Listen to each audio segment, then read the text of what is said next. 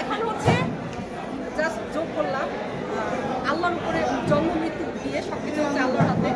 উপর থেকে যখন আল্লাহ হুকুম করবেন অবশ্যই বিয়ে হবে, বাট আমি প্রিপেয়ার বিয়ে করার জন্য। নাকি বান্ধবী শিরিন শিলার মতো জাতিকে একটা ডজ দিবেন? না না, ডজ দেওয়ার কিছু নেই, কারণ আমি অনেকদিন ধরেই বিয়ের জন্য প্রিপেয়ার। আসলে আল্লাহ হুকুম করছে না, দ্যাটস ওয়াই হচ্ছে না।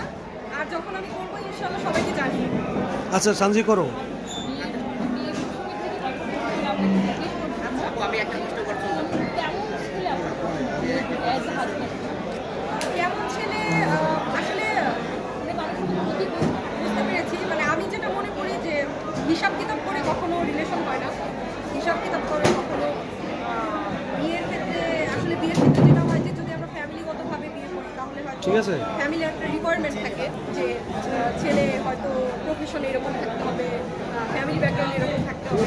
কিন্তু আমরা ম্যাচিউর ফ্যামিলিও হচ্ছে এখন আমরা কিন্তু ম্যাচিউর, এখন কিন্তু ওই জায়গাটা নাই যে ফ্যামিলি যেটা বলবে সেটাই করতে হবে। এখন কিন্তু প্রত্যেকটা ফ্যামিলি থেকেই তার সন্তানদের একটা স্বাধীনতা দিয়ে দেবে, যে পছন্দের স্বাধীনতা।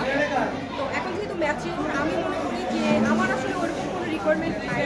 আমি মনে করি একটা মানুষের সাথে যদি আমার আন্ডারস্ট্যান্ডিং ভালো হয়, আমি যদি মনে করি যে এই মানুষটার সাথে চলে আমি মানসিক শান্তি পাই, বা এই মানুষটার সাথে আমার বোঝাপড়া খুব ভালো, আমি আসলে সেখানেই সেট করতে চাই। আমার বেশি কিছু রিকোয়ারমেন্ট।